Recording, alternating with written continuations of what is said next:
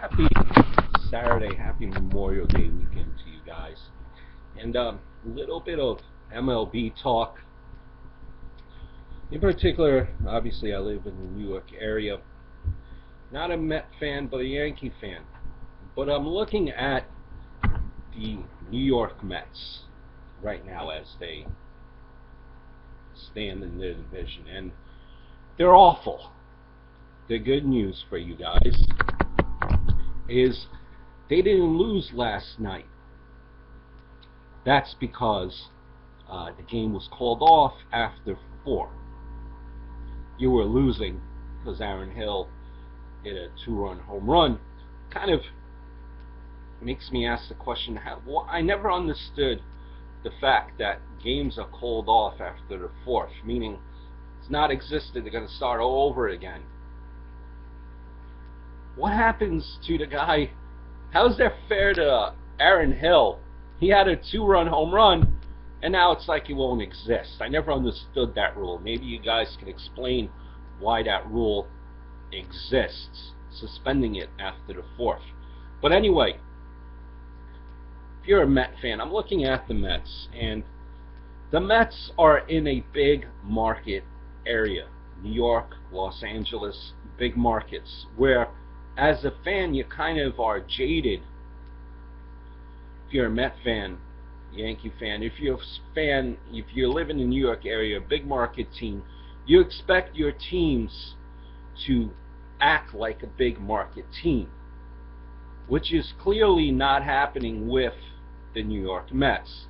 They're in a big market area acting like a small market team. This was the year 2014 that the Mets were supposed to go for it, albeit now that those plans have kind of changed after you lose Matt Harvey, I guess. But you didn't know in that off season that just happened, you were expecting, nonetheless, even though you lost Matt Harvey, you were expecting some big signings. Who did you get? Curtis Granderson, who up until recently was not hitting, now is just turning bats around, turning things around. You signed Bartolo Colon, coming off a great year last year. Mind you, he's over 40 years old. Can he repeat? He's not pitching that well this year. And then you also signed for $7 million per year Chris Young. That's right, Chris Young, formerly of the Diamondbacks Athletics. If you look at his stats have been going down the last 5 years. So this is the question I pose to you. It's not fair if you're a Met fan that your team is just doing absolutely nothing. If you're a Met fan, you expected them to pick up players like Nelson Cruz, who, if you look at it, signed relatively cheaply for the Baltimore Orioles. You're telling me that the Mets aren't able to get him? That you as a Met fan realistically were thinking outside the box in signing him? Probably not, but proves my point that the Mets are operating as a small market team. Are they pulling the wool over your eyes? I think they are. They signed Chris Young for $7 million, and he was guaranteed at bats, which is why he's playing. Up until recently, Juan Lagares was the odd man out. Juan Lagares is a top prospect, great defensive player who should be playing the outfield, who wasn't up until recently. You had the whole fiasco with Lucas Duda and Ike Davis. You even had Josh Shatton in the mix. And what did you do? You traded Ike Davis. Was that the good move? Over Lucas Duda?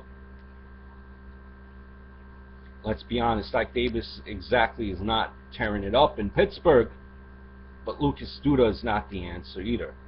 Josh Shatton? Please. So now if you are the Mets and you want to improve your team this year, who can you get? Who can you get? What trades would you make? I honestly think that the only way to get a good player going forward, whether it be in the off season or during the regular season, is trades. There's really no big free agents that have been around. Really big free agents that have been around the last couple of years. You know, you had that Pujols signing a few years ago, and that's really been it, like as far as impact players. Who can you get to improve your team?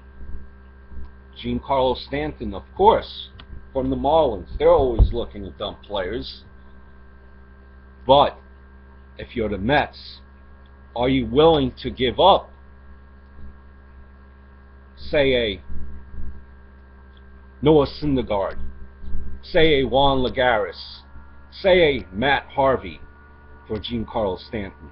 Because that is what the Marlins guaranteed will ask you. Alright.